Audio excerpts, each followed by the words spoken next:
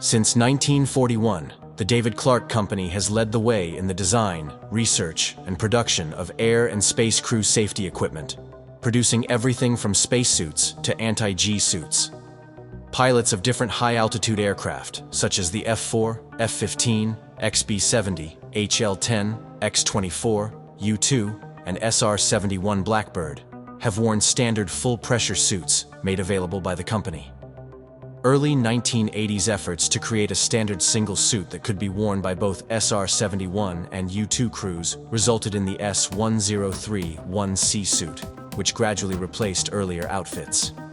NASA had to borrow some spacesuits from the U-2 program for the first shuttle mission, says Damian Leimbach, former avionics technician at the U.S. Air Force, from 2001 to 2007.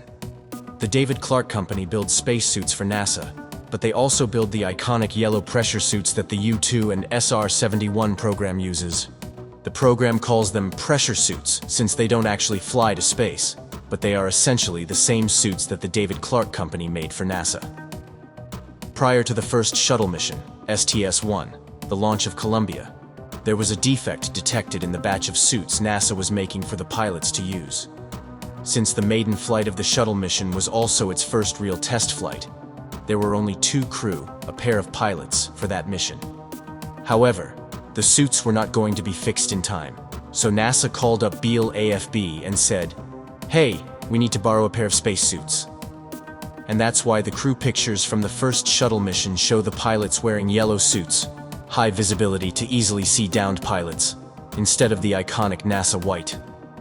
I mean, without the NASA patches, you wouldn't know these guys weren't SR-71 or U-2 pilots. Finally, Leimbach says, "You can even see the green Velcro patches on the thighs where U-2 pilots put their notepads and map boards." Beginning in 1996, the U-2R's predecessor, the S-1031, Pilot's Protective Assembly PPA, was replaced by the David Clark Company model S-1034, which is still in use today. The NASA ER-2 and WB-57F platforms have both adopted it for use.